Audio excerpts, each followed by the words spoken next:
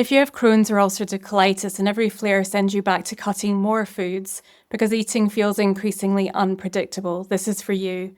Because the answer may not be finding an even shorter list of foods you can tolerate. Give me the next 4 minutes and I'll walk you through my 3-step gut calming nutrition plan, a simple way to think about food when your IBD gut is inflamed and reactive and every meal is starting to feel like a gamble. And if you want my gut calming nutrition guide for Crohn's and colitis, including my anti-inflammatory food list and safe food starter list, drop CAM in the comments and I'll send it to you.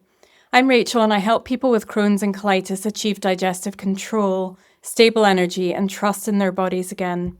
In every video, I want to give you something practical you can actually use, but more importantly, I want you to understand why you're doing it.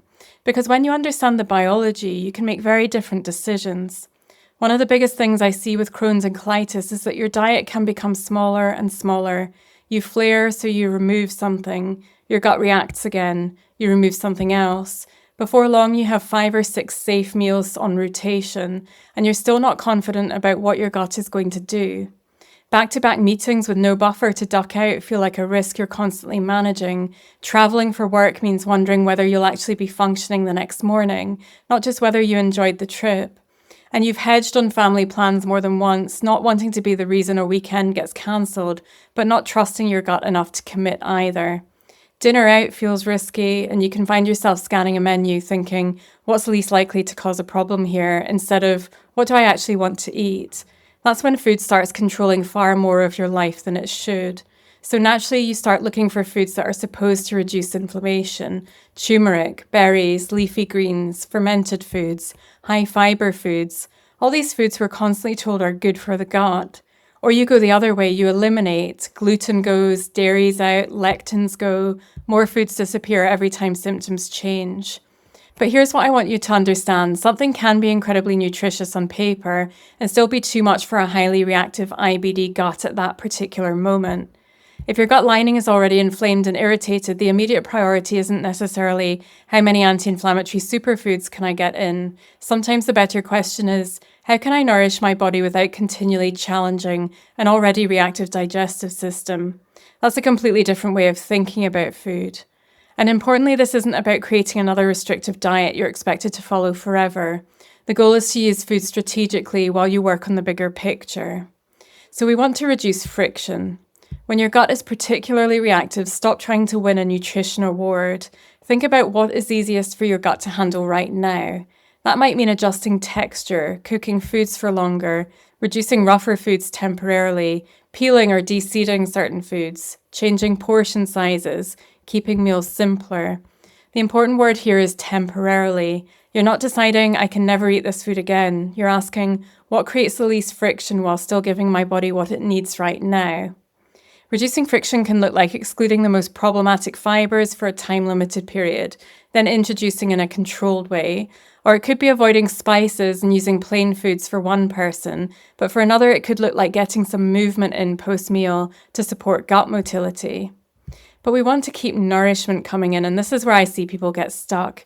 They become increasingly focused on what they need to remove. Remove this, avoid that, don't eat this, don't risk that. But there's another side of the equation. What does your body still need in order to repair? Protein, minerals, essential fats, micronutrients, and enough energy. So rather than only asking, what do I need to remove, start asking, how can I keep nourishing my body within what my gut can currently tolerate? Because an increasingly restricted diet isn't automatically a more healing diet. We want to maintain nourishment within an individual's current tolerance, rather than simply creating longer restriction lists, and that can look different for different people. What we also don't want to do is mistake food for the whole problem, and this is the part I really want you to take away. If you have Crohn's or colitis, changing what you eat may reduce some of the burden on your digestive system. But food isn't operating in isolation. Your gut barrier is involved, your microbiome is involved, your immune system is involved, your nervous system is involved, your sleep and circadian rhythm are involved, and the energy available to your cells matters too. So if you've reached a point where you're managing your symptoms by removing more and more foods, where a full day of meetings, a work trip, or just wanting the energy to get to the gym without a bathroom emergency feels like a gamble, I want you to zoom out and ask a different question. Why has my gut become so reactive in the first place? Because that's a very different question from which food do I need to eliminate next? Changing foods can reduce burden, but you also want to understand what's driving the environment in which that reactivity is happening. What are your mast cells, part of your immune system, responding to that are contributing to this flare? And this approach works because we're not expecting an inflamed reactive gut to behave exactly like a healthy gut. We're meeting it where it is. Firstly, reducing unnecessary friction. Secondly, keeping nourishment coming in. And thirdly, starting looking beyond food at why your gut has become so reactive in the first place. Because the ultimate goal isn't to create the world's perfect elimination diet. It's not to spend the next 10 years traveling with your own food or checking every restaurant menu before agreeing to go out, or being terrified that one meal is going to undo everything you've worked for. The goal is digestive control, stable energy, and being able to trust your body again.